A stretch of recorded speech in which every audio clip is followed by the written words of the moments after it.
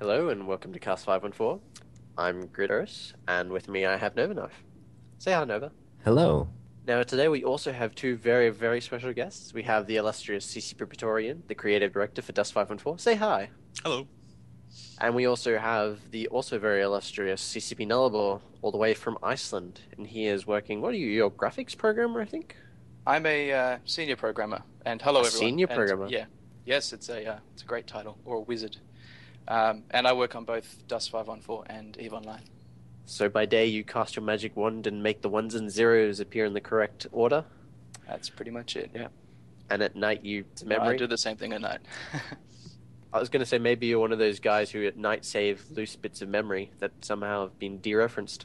No, we have special wizards for that as well. There's special wizards for that. Alrighty. But anyway, welcome to the show. Thank you. Now, we've got lots and lots and lots of questions, and you should feel free to answer all of them. Otherwise, Will be incredibly sad and heartbroken. you don't want to do that to Nova. Anyway, so we've had open beta very recently. You guys must be incredibly happy with that. How it's gone. Is there any particular highlights you guys have got out of that? Seeing the numbers, The numbers. getting feedback, What are the numbers? Can you tell us? they're a lot higher. I'm They not were. sure we're allowed to say the numbers, but we No. can say every day we've had a new PCU. Yes. So New that's PCU. been really exciting. Now, I'm actually going to Definitely watching quickly take a peek at. Have you guys heard of Dustboard, Cribber? Yes, yep, we've Yep. been watching that. Yes. Right now, it's tracking 850,000 people, approximately 850,000 mercenaries, which is already more than the number of Eve pilots that we have. I think last time you guys talked about that, Fanfa's like 700,000 Eve pilots in total. Something like that that. would be active, yeah. So, Active. I mean, you have to take into account Eve has a lot of inactive characters, actually a phenomenal amount. But All a those good poor portion of trials. those Dust ones should be new, considering that they were registered pretty recently. Yes. No. That's right. So open beta, lots of fun there, and now we can finally talk about these things out in the open. It's great. All this NDA stuff is gone, which makes Actually, me very yeah. happy. One of my See it favorite on things has YouTube. been watching all the streams, all the live streams. There was actually a day here on Open Beta Day, quite a lot of the devs, at least in Reykjavik, were all watching the streams while they're working. So that was pretty cool. Yes, I remember I had CCP John, the executive producer for Dust 4. He was watching my stream and he complimented me on my melee kill. My actually, unfortunately, only melee kill so far in the open beta. It was still a good melee kill. I tried it again, but it didn't work so well because the guy had a shotgun. You've only gotten one melee kill the entire beta. I'm disappointed. Hey! I'm not the one that runs around with Nova knives all the time. There's few things more satisfying. Anyway, one of the big things that we had recently, and this shotgun. didn't start. That's one. A shotgun's pretty good. Anyway, one of the things that we got with, I mean, we had this just before open beta, but one of the things that are really starting to come out, like for instance, we're able to actually show people on the other end the orbital bombardments. And to be quite frank, as far as I've seen, everybody seems to love these things. So this is just the first stage that we've gotten to. Now, I believe you're heavily involved with stuff CCP Nullarbor, but what kind of stuff can we look forward to in the future with orbital bombardments? Is there anything you can tell us? Yeah, so it's been a really fun feature, actually. And yeah, it was a big joint effort between a lot of teams. And the player reception's been really good so far. Actually, the last couple of weekends we've had a few player events organized by different corps in the game, which are just designed to get a lot of people in to try the feature, and that's pretty awesome. A big shout out to them for doing that. And yeah, it's sort of like the one feature that really epitomizes what we're doing with the link and when these games are going. So, but we've been taking a lot of feedback from players on how we can improve stuff. Things like giving Eve pilots kill mails for the confirmed kills in Dust. We think that'd be pretty cool. Opening it up to people outside of faction warfare as well to give more people a chance to try it. And definitely things like improving the in-game tools for finding and connecting with the players who are in need of orbital support. There's a chat channel at the moment, and it's pretty cool, but it's not completely scalable. It should be nice if you could sort of discover the requests in a more efficient manner. So these are all the sort of things we're looking at from the Eve side, at least, figuring out how we can provide some of that in upcoming builds. In terms of the actual strikes, though, and this is obviously one we get asked a lot since we announced what we saw at FanFest with the Abaddon launching the strike, and then An artillery This, Abaddon, actually. An Artie Abaddon. I'm sure yeah. a couple of Marian players cringed at the thought of that. Almost as good as our Laser Raven, if you check the marketing materials at the moment. Oh, I saw But, that. I was just like, what are you doing? It's the only way to bombard. only way to But be no, sure. yeah. So having the small guns, obviously we got a lot of questions. Okay, so what next? So the two versions we've got in the game already, we've got the War Barge Strike and the Tactical Strike. And the War Barge Strike is the NPC provided one, and it's good for just, providing covering fire. And the Tactical Strike is obviously the one that connects, where the Eve pilot is the one who's triggering the strike, and he's using ammo from his ship to do it. So the Tactical Strike is designed to be very player accessible and sort of a relatively frequent event in the game, and also very accurate. And you only need small guns, and something like a destroyer hull is really good in Eve. And these are things that brand new players can get into very quickly. And it's also fairly low risk given the cost of the equipment involved. So, but for the larger varieties, obviously we want to have bigger and badder explosions, and obviously more risk to the Eve pilot as well for being there providing the support. We're going to be seeing siege dreadnoughts firing at the surface of a planet, possibly one day. I mean, possibly. Some of the more interesting alternatives we're thinking about are stuff like launching missiles that can lock onto large vehicles, or have area of effect strikes that might persist longer in the map and sort of help change the map dynamics. Just sort of vary it up from, rather than just going like bigger explosions to make the interaction more interesting. But ultimately, though, we are leading towards the big finale, which is some kind of dreadnought or doomsday style variation where you get to nuke it all from orbit. It's the only way to be sure. We'll see where that leads us. Yeah, scorched earth tactics are definitely something that we want to work towards, but we need to develop the larger game modes for it to kind of make sense. I guess you also need to have like the null sec game, or at least the low sec, where you can have the actual groups themselves owning the territory to have something like a scorched earth actually even make sense in the first place. You need some kind of reason to want to do that and repercussions for doing that. So Null was saying that for the tactical strikes, you wanted them to be a bit more frequent. Is there a chance that you'd be moving the requirements away from war points at some point? Well, it depends, Yeah. It obviously needs to be not exploitable is our sort of main concern, and not something that just gets spammed constantly. It needs to still be a big event in the game. It's an interesting idea, looking at other things we could do to request the strike as the sort of the balancing factor on the dust side. Possibly scale the frequency of like tactical strikes or just strikes in general, depending on the map size or the number of players. So like if you've got lots and lots of players, you'll be able to quite frequently bring in tactical strikes, but because there are more people and there's more space, a single tactical strike won't have as much of impact, while you could save up further and get a bigger strike. While on a small map where a tactical strike would just obliterate everything, then it takes a while to get it. I don't know. Yeah, maybe? we also have ideas of for the larger ones, even larger than what we have today, of adding beacons that need to be deployed. These would be large entities with an online time and stuff like that. That's another way to throttle this onto the battlefield. Although that would be, I assume, that would be used for more taking out strong points or particular installations, like if the enemy had a deployable whatever in a particular location, they wanted to take it out. Otherwise, any enemy thing would just move away from it. I like the idea that they could also be moved around. You, CCP Praetorian, I think we're talking about this at FanFest, actually, or maybe it was you, actually, Nullarbor. I can't remember. One of you two, somebody was talking about the whole idea with the beacons thing, and somebody on the enemy team grabbing it and throwing it at your guys just before they launched a strike.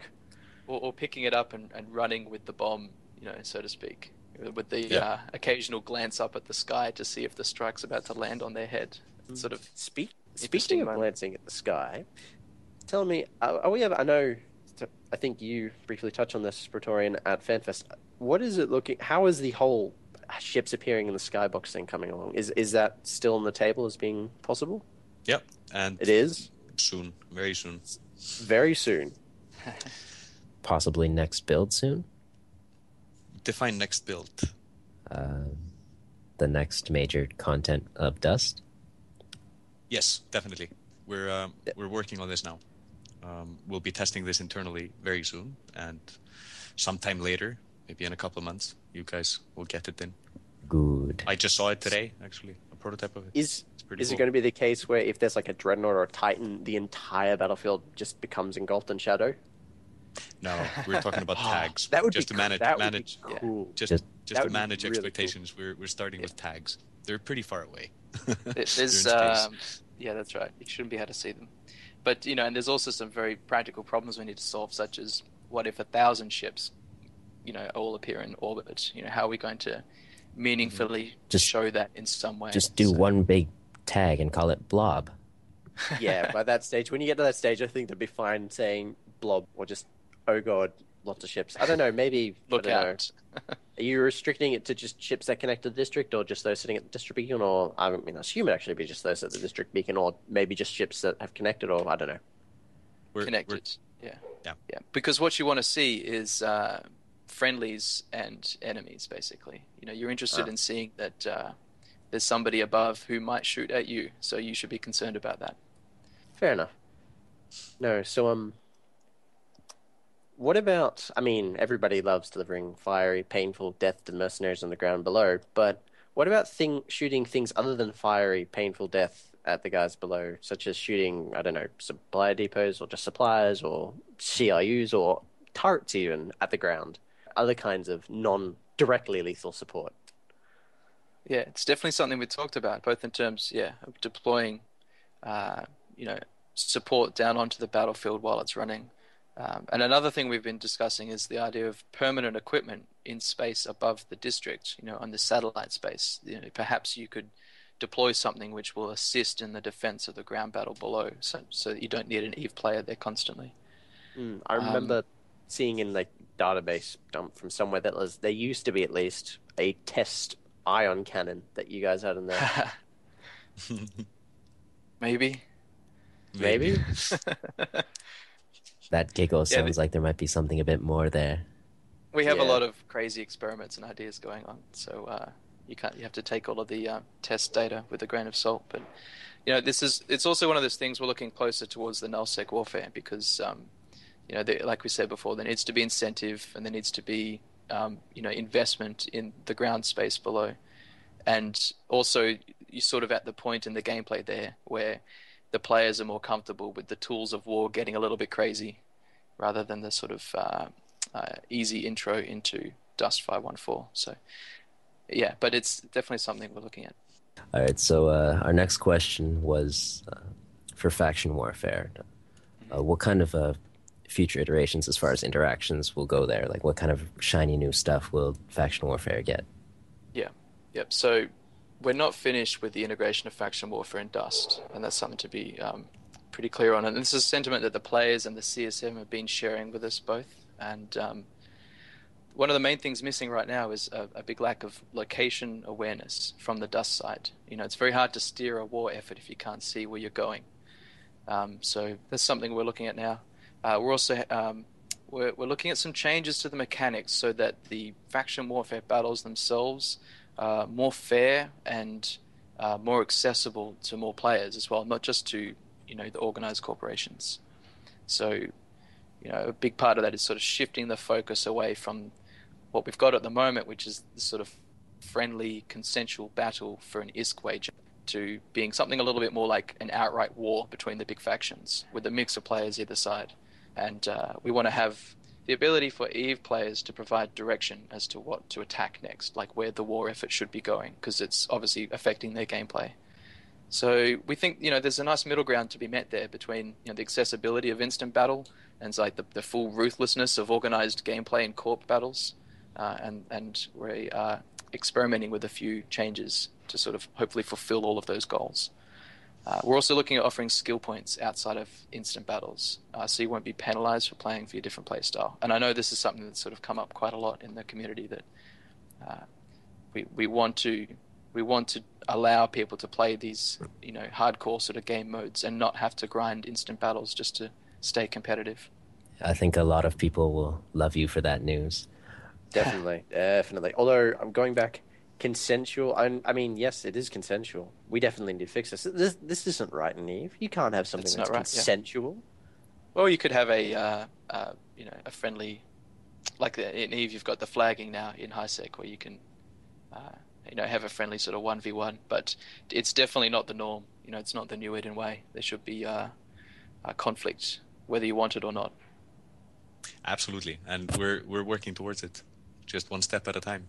There's so many other complex moving pieces, so we had to kind of, start with a simple system. But Cameron's working hard.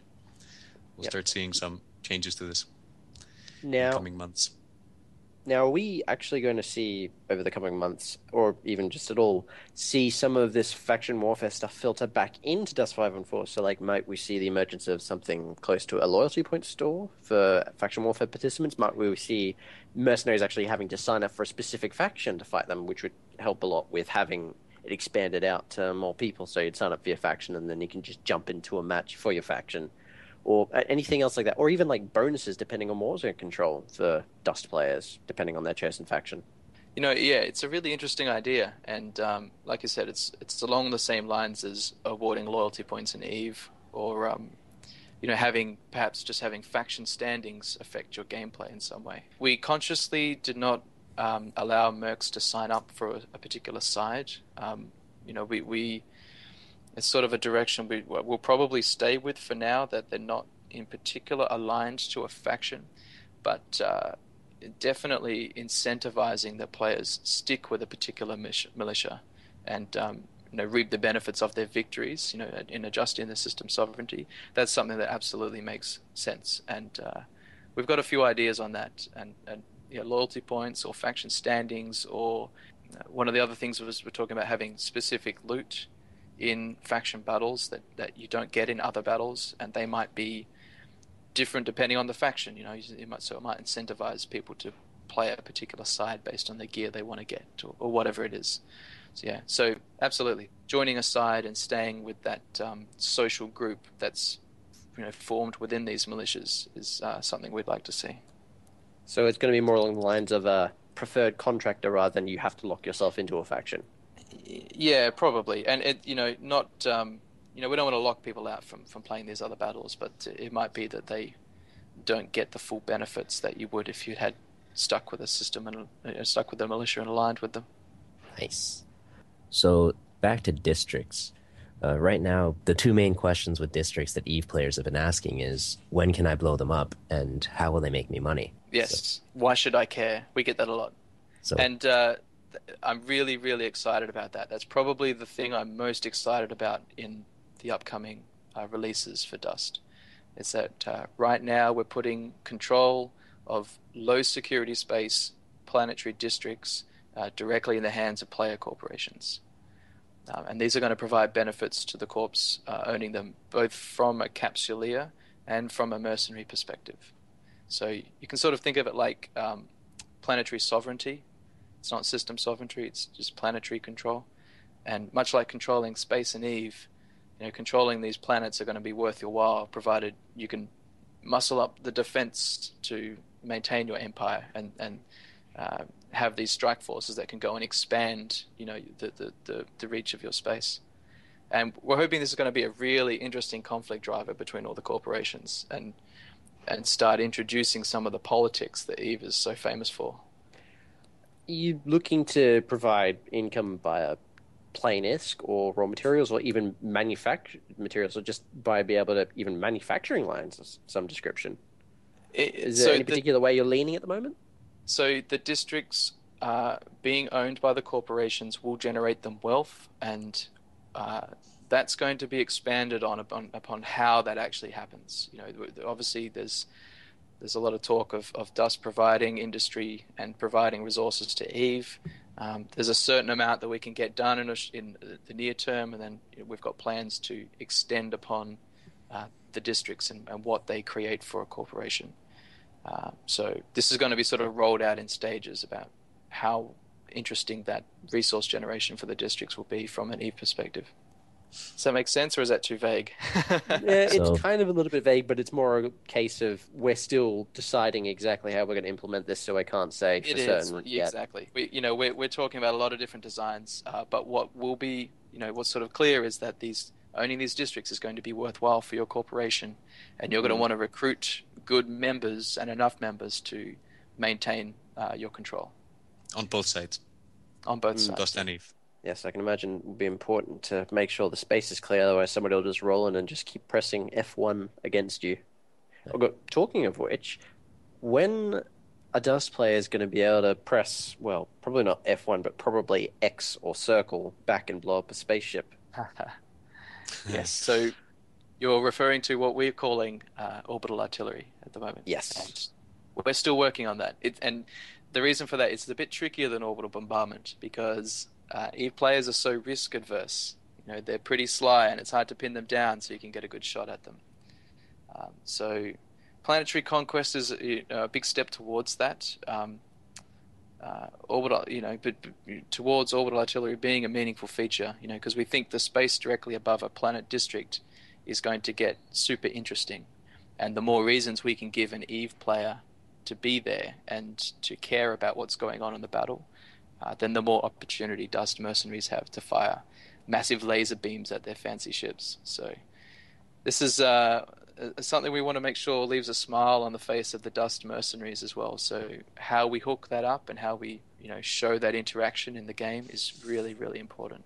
It's also a little bit technically harder than the orbital bombardment. It's a little bit more that goes into making it look right. I don't think there has ever been anything that has been able to shoot from off the grid at something on the grid. I mean, besides the whole Titans remotely doomsdaying thing, but that never happened. No. Orbital artillery was a first, orbital bombardment was a first, and the orbital artillery will also be, sort of a big change in what you would normally expect from EVE. So communicating that to the EVE players that this planet might actually shoot at you is really is an important thing to look at.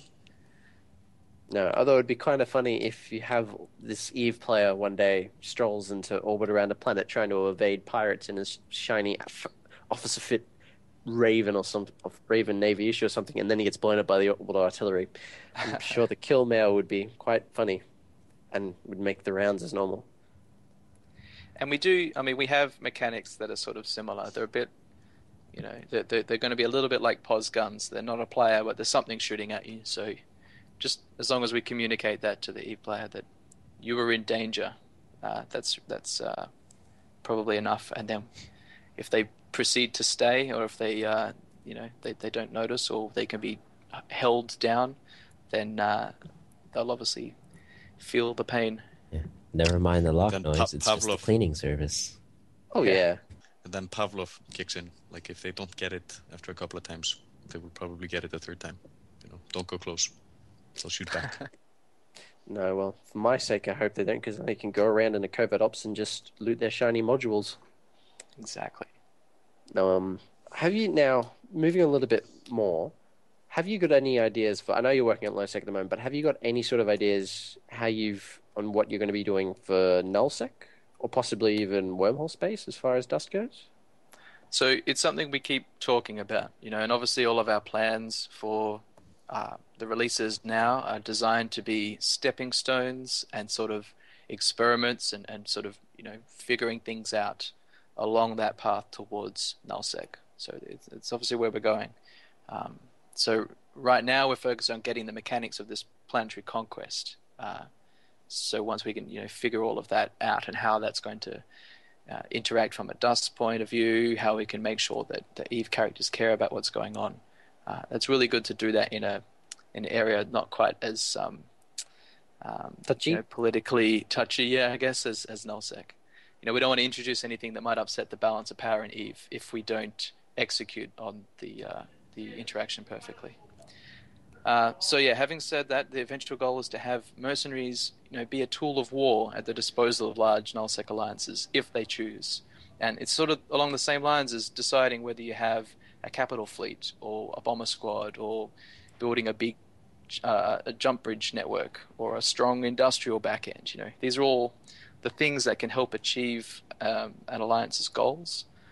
And our initial thought is to extend this to more interesting mechanics rather than just saying directly affecting sovereignty.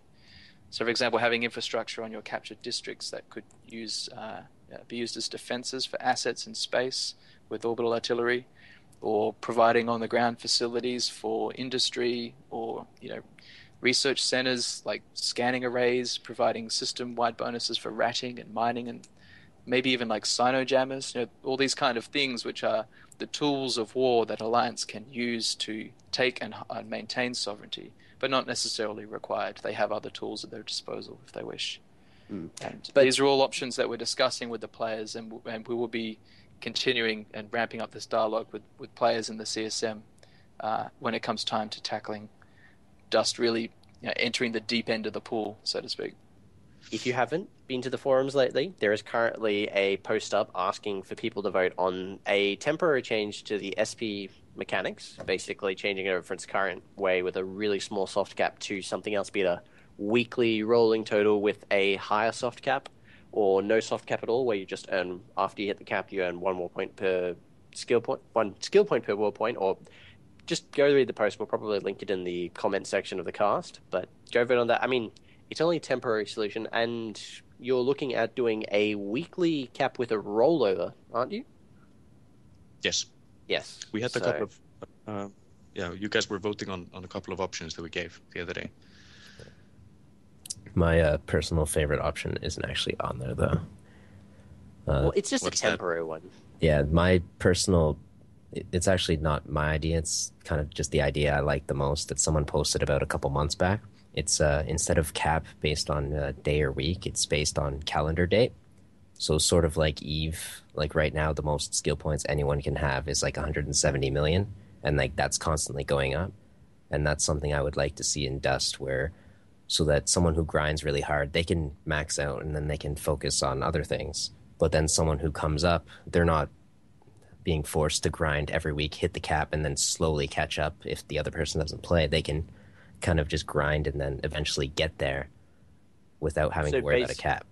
So basically put a ceiling in depending on how old the account is, or putting a ceiling in depending on how long Dust has been out. Yeah, that's pretty much what it is, like how long it's been out. Like the cap's always going up slowly, but people don't get individually limited in their progression to that cap, as they just can't get that far ahead of anyone else. So like say like right now we've been reset. Like I guess the most that someone could theoretically have is like 3 or 4 million. So like someone who started and then ground for like a week or two, they could hit that, but then they'd be getting very little amounts of skill points for the next little while, so they can focus on other aspects of the game. So you can catch up easier, but you can't max out. That's actually not a bad idea, although I think they're probably going for the current system they're looking at because it's got a few more anti-grind tendencies, and they kind of don't want to encourage people to grind, which that would do, especially for newer players, because you'd be heavily encouraged to just grind. Well, one of the problems as well, we don't want to incentivize signing up for 1,000 accounts today and leaving them for a year. If it's based on the birth date of the character, I think it's based on the start of the game. I think it was based on the start of the game, wasn't it, Nova, that you were talking about? I mean, I just said that as a talking point, but I think it is more. Yeah, so there would be a theoretical maximum. Like I think somebody has it was a little while ago that somebody actually broke the 200 million skill point mark. There is actually somebody who's done it. Yeah, I think the max is like 204 now or something. Well, I mean, we have a fix in the works, and I think we got a lot of really good feedback from you guys, and we're going to see how it goes.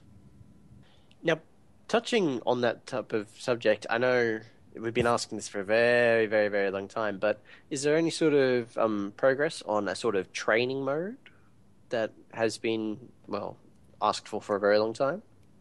Any sort of progress on that front? There's progress, but it's not something we're going to be focusing on in the near future. We feel that for us to do it properly, we have to invest a lot of time, and also not just throw it out there, but get feedback on test servers and stuff like that with you guys. So you want to get the stuff to be tested right first. Yeah. The MCC, it's big, it shoots rockets, but at the moment it doesn't really do much for us other than being an objective in a game.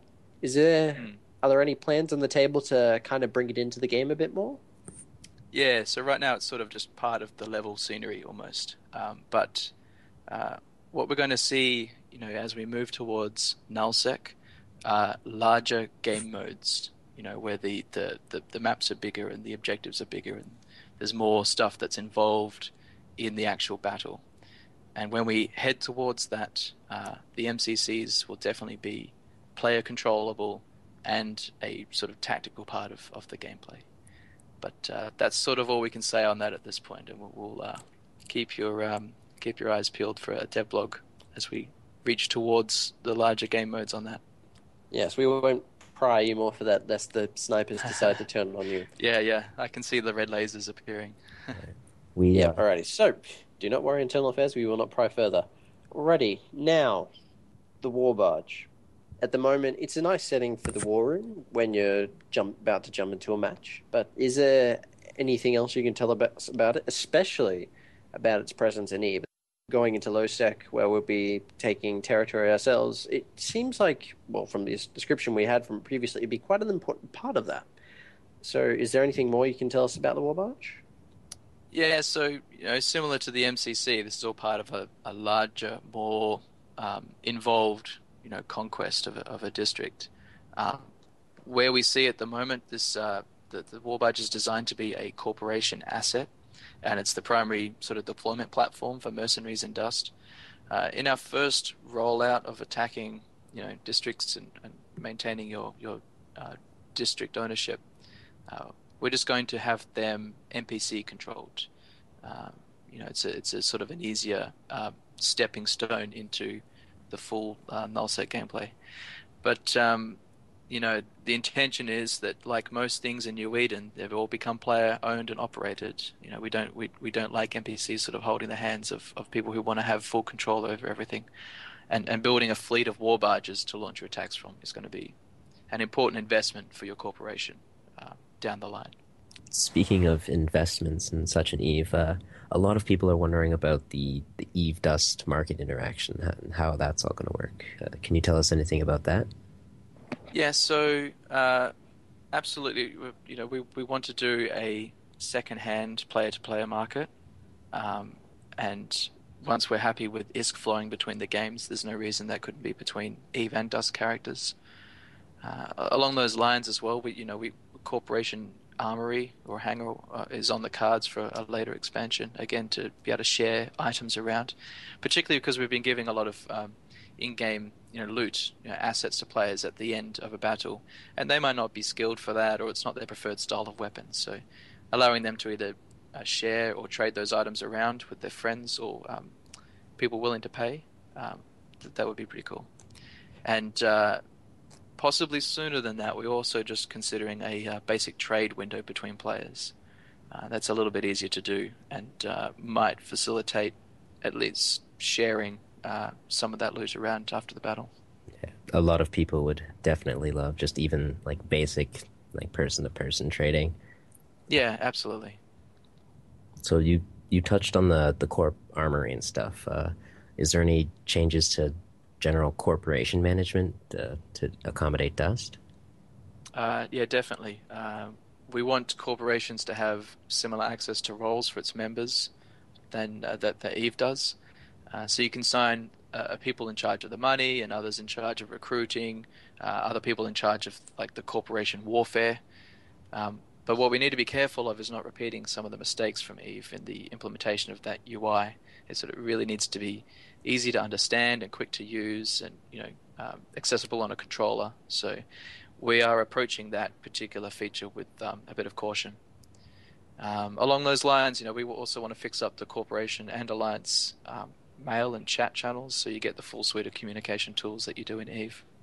No, now I've got another question here that if I did not ask you, I would be killed mercilessly the moment we finished recording. Crest. Yes. Now, do you have any details about any sort of functionality that might be coming soon with Crest? I know we've got, eventually I should say, basically the preliminary, the start of it, which is just going to be some contact management stuff that's going to come out soon. But is there anything else that you're looking at for like the far future, even possibly any sort of functionality there with Crest that you're looking to bring to us? So maybe just quickly for those that don't know, Crest is our, I guess it's our third generation data API, which allows people to authenticate and request data. And the big part with Crest is that you can modify data with a third-party application that then affects whatever's happening in New Eden, and that can be for Eve or for Dust. And Dust is very much powered by Crest. So we actually may see more access to some of the features in Dust than we do for Eve. And I know the community is particularly interested in APIs for getting things like statistics on players, so you can build some really cool, tools and reports about what's happening in game, leaderboard type stuff, but sort of third-party driven. But what we're waiting on right now is the ability to open Crest to third parties, and we have a team in Reykjavik working on some of the technical and legal details of that. So we have to wait until that's sorted before we can start rolling out APIs that are specific for mercenaries. And I would just say keep an eye on the EVE Online dev blogs for details on that. So many devlogs, so many new things. All good. Okay. Yep. And yet another question that if we didn't ask, we would be mercilessly slaughtered. Manufacturing and industry. What can you tell us about that? This one we'll have to. This one's a defer. We'll have to wait and see. Obviously, we want to have Dust producing resources that create a political interest in the activities of mercenaries in EVE, and activities that may be worth coming to some agreement over. So that's sort of it's where we're heading, but we don't have any details on that just yet. We'll have to wait and see. All right. So now we have a few questions for CCP Praetorian. We do have another upcoming major content release. What are you guys focusing on to try and give us for this build coming up? Well, a lot of our focus these days is on addressing the problems with the open beta and responding to and onboarding feedback from the community. Now, much of the work is, of course, going towards our next release, but as you know, we always have fixes and balance changes and content updates streaming into the live beta. But to sum up the focus for the next release, I'd have to say stability and robustness of the service, address accessibility with some of our more deep systems, ensure that there's context to the battles through the improved star map that's having a comeback, but totally revamped. And through that, of course, iterations to faction warfare, and then introducing planetary conquest, fixing certain spawn point problems and stuff like that. Yay. The spawn points, yes. I mean, that's probably one of my biggest complaints at the moment, the current set of spawn points, especially when you get, for some reason I spawn a second or two later than most people, and half the time when I spawn initially at the beginning of the match, I'll be surrounded by 3 heavy suits with HMGs on the other team. And it generally doesn't go well. Oh, it generally doesn't go well for me in those cases. Oh yeah, we're definitely addressing that. We think we have a fix, and we're testing it as we speak. Is it possible that we're going to get it before? We'll be talking to you guys on the forums. Yes, is it possible? Actually, we're gonna You're making a lot of people happy. Current build. Yeah, but we're gonna talk to you guys on the forums in the next few days and get some feedback and stuff. So it's a pretty big update. New drop suits, new everything, of course, as well. But in terms of the big beats, the massive game changers, these are the things. Yes. Oh well, that sounds like just planetary conquest. That alone sounds like it's enough for just by itself for a release, and that sounds awesome. And I'm going to pick about that. But there's one particular thing I want to pick on you about. I asked you this at FanFest, and he says a very high possibility. But how is that progress coming on the fully customizable controls? Are we going to see it soon? Are we going to see it the next release? Well, we haven't really started work on it. Of course, we're working on the systems behind it. But in terms of the UI work, most of our UI engineers are simply focused on other things, both optimizing and porting things into C++ when it comes to the HUD to make the game smoother and stuff. So yeah, we will start on it soon. So it's almost the same answer as last FanFest, and I'm pretty sure if we meet that FanFest, we'll talk about it again. But yeah, we haven't really started work on it. We're more focused on, fixing the problem areas instead of adding that kind of stuff in. But we will get to it. Hang in there. Okay, so in the most recent trailer, we actually saw some of the most detailed pictures yet we've seen of the rogue drones, people fighting them, and lots of explosions to be had. Is there any sort of update on when we might actually be able to do that ourselves? Well, we are working on it actively, but it is not a big focus for this release. It's playable, and the main systems for it, such as AI and so on, and the game mode itself, are coming along very nicely. But you'll have to wait until FanFest to know more about the roadmap, exactly when you will get it. But at least it is, it is working. People are playing with it in the office. It's pretty cool. Is there anything you could tell us about the mode itself, like how it might play out, or is that something you'd rather not speak of just yet? We of course, we haven't decided everything. How we're going to do the progression of the mode, whether we go with an agent system like an Eve or if we do it more traditional.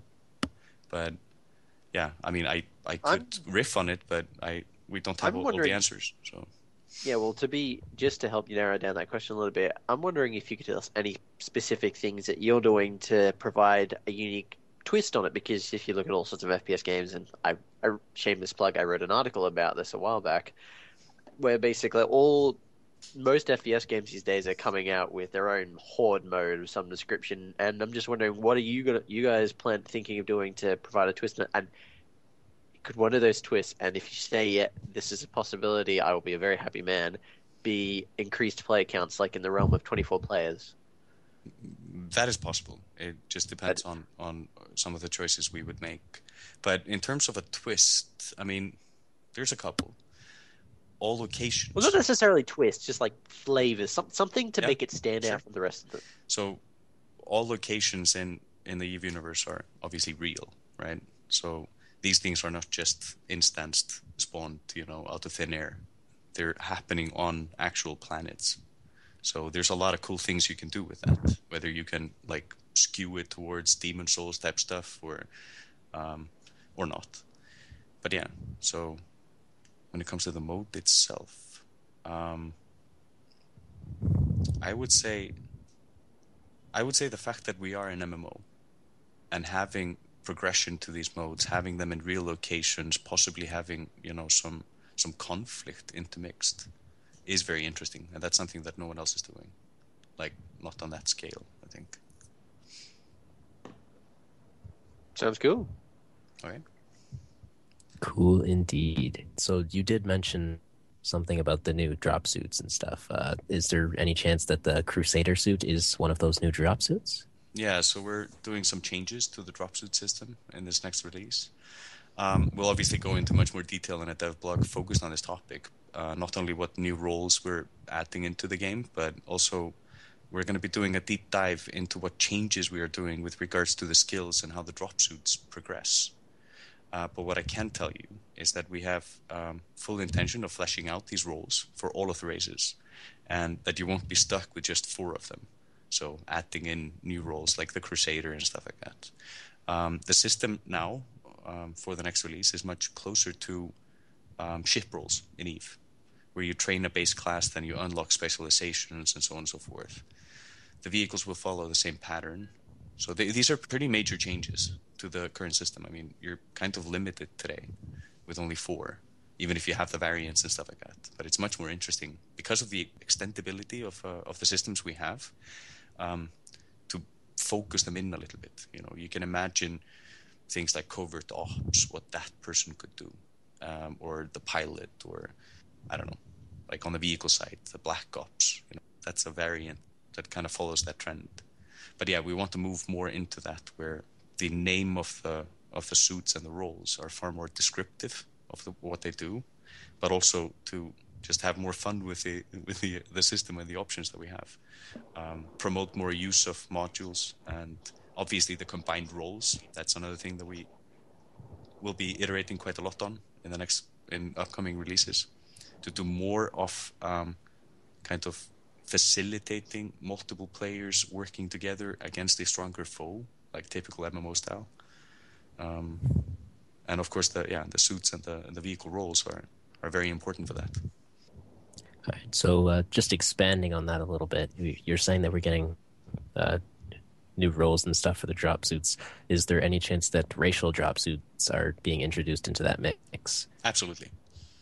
You'll see screenshots of these in the upcoming devlog, and it's looking really good. Like, just looking at the full lineup of a medium, like the assault is awesome. Like, it's just I mean, we've been working on this for a long time, and of course we've focused on getting all the foundations proper so that we could, both learn how to operate a game like this and develop it and stuff like that. But now that we're in a place and position to expand on this, it's really exciting, and it's beautiful. Like seeing a Galente assault. I'm a Galente guy, so I can't wait until I'm playing on TQ with that. I'm going to be a very happy man with more Galente suits. Of course. Yeah. So just to clarify, the racial suits might be something that we would see as early as the next major content build, or is that a bit later off? No, so the racial suits are coming in the next expansion, which is, not that far out, but yeah, in the next major build. And is that coinciding with the Eve's next expansion, which would be the summer expansion, or not? We haven't announced any dates, and we don't have to release at the same time as Eve, and sometimes we prefer not to because of just the complexities of doing that. But of course, certain features are very tightly interlinked, and they have to be released at the same time. Like you saw in the closed beta, there were a few features that were dormant, they were all there, but then we flicked the switch and suddenly you could bend up incorporations and do all kinds of things. So, but we don't have to, coincide with the Eve releases, but it'll be done soon, and we'll communicate a lot more about when and the details of what and stuff like that. But yeah, so whether we get all of the racial variants, they have to be perfect, like design-wise, artistically. I'm pretty sure that we'll get majority of them. But even if a few of them are left out, that's okay. We'll just stream them in as they come online. Well, that is fantastic news. All right, moving on just a little bit. As far as player counts go, we've been seeing media releases on news websites and stuff from interviews that CCP people have gone to. A couple of them have been saying that we'll be seeing player counts as big as 48 players. Yeah. Well, those will be coming with the next new major content build? The next major expansion, yes. 48 players is what we regard as the minimum for some of the larger game modes, like Skirmish. Like, we try to design our maps for 48 players. Of course, because of just frugality, we have to tune our systems and stuff like that. We've kept it at 32, but we will be expanding to 48 very soon, and 24 vehicles. So all of it, goes up. And then in the future, we'll definitely, as the tech improves, as the servers get bigger, that kind of stuff, we have full intention of increasing that number. I mean, in a couple of years, it's not difficult to imagine, dust battles with 100 players or more. So chaos is good. I like the sound of there's lots of people. Now, having such a large number of people, like let's say if there was to get a nice round binary number, 128 people, we would need somebody who would be able to say, okay, I'll just cut to it. The commander, the MCC. These are two things that have been very near and dear to my heart since talking to you guys at FanFest, and even before then. Can you say anything on any progress or any sort of developments on those two fronts? Well, it is the first game mode we ever built.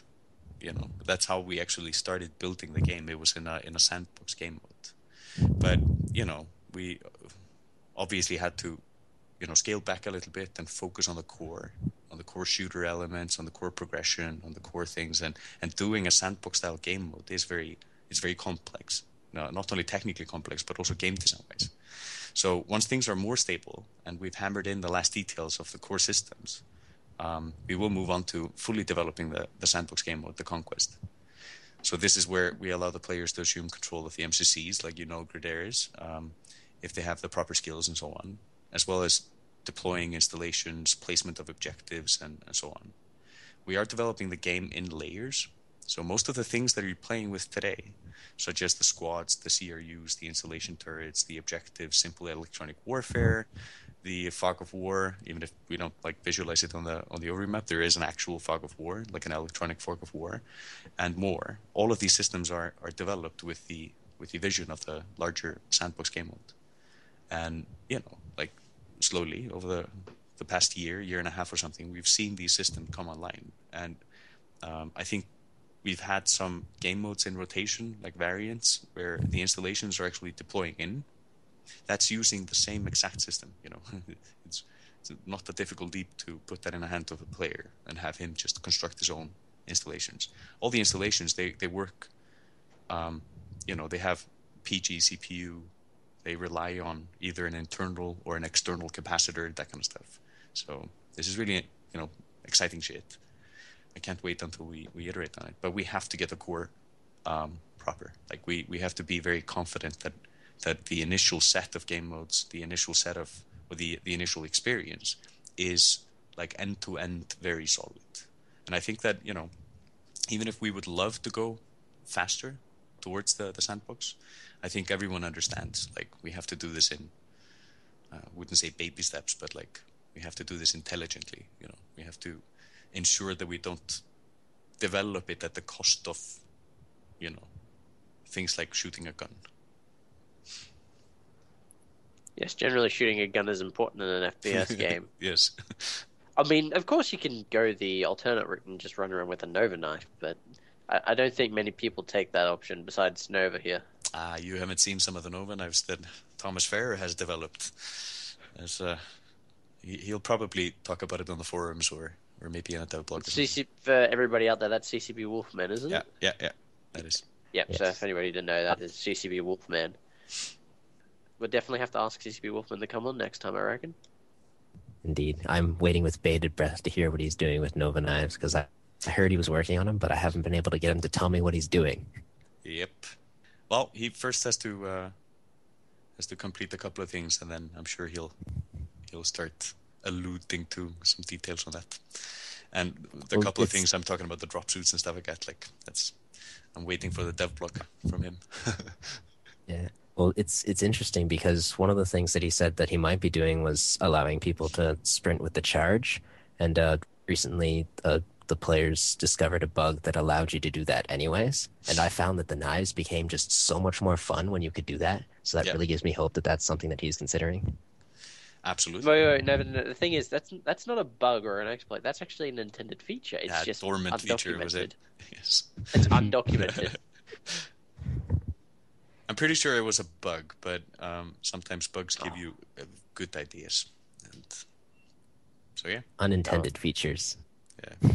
Yeah, we got plenty of random those in features. Eve. Right.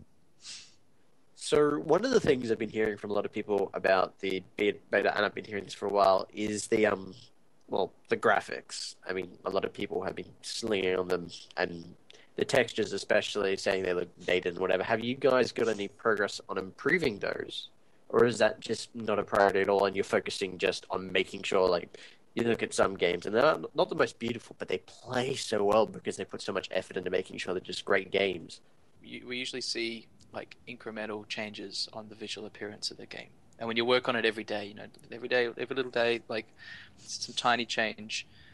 There was a change that went in quite recently. It was a big difference. It was sort of one of those whoa moments. Well, no, I mean, absolutely.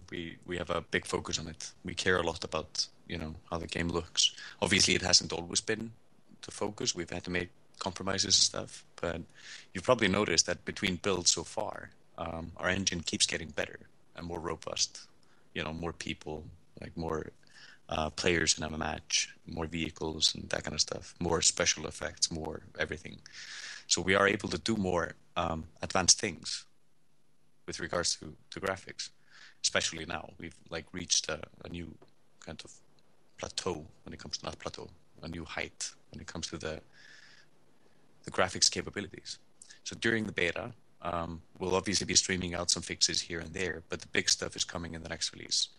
So you can expect to see huge evolution on the look of the maps, In fact, we have a GDC, or Game Developers Conference, talk on the terrain tech and how we assemble the levels out of components based on recipes from the server.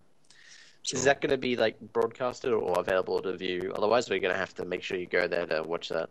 I don't know, actually. You'll have to check the website for that. But this talk will be given by our technical art director, Anders Kaspersen. And we also have, brand new shaders for all of the weapons, all of the vehicles, the drop suits, major improvements on the environment shaders, and some groovy post-process effects. And this is all stuff that we're going to be showing you guys in coming weeks and months. Like the drop suit blog will have all of the new, look of the drop suits and stuff like that. So. Is this going to help greatly with? Because I noticed when I get into matches, sometimes it will take a couple of seconds for all the textures to load in and stream in before I can actually spawn. Is this going to help with that? Yeah, so streaming in general is faster. Obviously, the texture popping is streaming of the textures into memory and stuff like that. That has been greatly reduced. So it has already been reduced, like over the last half a year or something. But we've done some changes to how the maps are built. The new shaders help with that quite a lot, actually. Improved streaming of blend masks, how we layer in different textures on the height map, and just overall our artists are becoming better at building the assets of conserving and being more smart when it comes to how the assets are built, how they use their textures and stuff, and all of that has an impact. So we're pretty confident that streaming issues, like with textures and content and stuff like that, will be almost entirely, like, completely eradicated. So my eyes are going to be crying some tears of joy. That's when you see the sun and the. That's what I see. Yes, some of the maps with the moods you guys have got. Every time I spawn and I'll turn to look a particular direction, and the first thing it says, blinding light. Yes. Oh, you'd think that with the really advanced drop suits we've got, they would have some kind of tinting built in. No, because that would not look as good. That's why that would not look as good. There's an engineer somewhere in Creatron or something that they just figured, no, I'm not going to put this filter on. Otherwise, how are they going to see the sun? We're not shooting the sun, are we? Well, Shanghai had been doing some research into planet shaders, obviously, since we have planets, or we're on planets, and then we started working with the guys in Eve and in the Core Tech group to advance that, and they took it over and made the most fantastic planet shaders ever in a computer game, which are planets we have today. And then we took that back and ported it into Dust, which is pretty cool. But wait. So there is potentially tech that exists, maybe, possibly, for fighting on shattered planets. No. There's purely don't get my hopes up like that, man. That would be beyond awesome to just be in Dust, be running around and fighting on a shattered planet. Well, I mean, we have to start with the tempered planets, then we have to move on to gas giants and liquid planets and inside spaceships or whatever. There's a range of possibilities before we get to shattered planets. So I guess let's see where we go. There's only a handful of shattered planets anyway, but speaking of those different planetary types, have you got? I know your current focus is on the core mechanics and all those other wonderful things that make an FPS game, but has there been any sort of even just really high level brainstorming with some interesting things that you guys have done since FanFest about some of these other planet types that you can share with us? Well, I'm not going to share with you any screens and stuff. We're not ready for that. But yeah, I mean, we've explored lava planets, other types of liquid planets. We've done a Cloud City demo internally. We've played around with a couple of things where some of our artists have played around with a couple of things, and they all look really cool. But of course, they would require some change to how we author things and the tech and stuff. So definitely not something that is coming anytime soon. But we're always trying soon to TM. soon TM. We're always trying to anticipate and figure out what the next cool thing would be, and so we have this array of things to choose from. New, more extravagant or alien-like environments are definitely high on the list. But we're not done with Temperate. We have a few thousand to flesh out. So, something to touch on with the newish stuff is something that we started to see in the last major build was like the district slots and their layouts actually changing in some of the matches.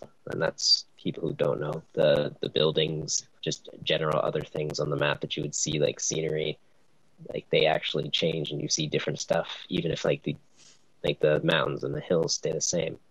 With like the new terrain stuff that you talked about, are we going to be seeing that show up a lot more? Is it going to be a bit more obvious, or is it just going to be sort of gradual like it's been so far? Well, currently, you don't really have a sense of location. Like when you just you just matchmake into a battle. But once you start fighting on the planets where you own the districts, or you're attacking a particular district, this layout doesn't change. So the change is more like, you go onto a different district. It happens to use the same, terrain or the same height map, but it has a different, surface infrastructure. It has a different, recipe for the slots. So I think once we have that and you're playing with that, you'll get a better sense for this. But what we have today is more like we're just not randomly, but like you're going all over the place, fighting for the NPCs and stuff like that. So, but yeah, you'll definitely have a better sense for this. You'll notice it more, and you'll start seeing, the logic in how they're placed and what the recipes are. And I guess we'll, at some point, just describe the recipes in detail or put them in a show info or something. So will the different districts on the same planet have the same general terrain map, or will they be possibly completely different per district?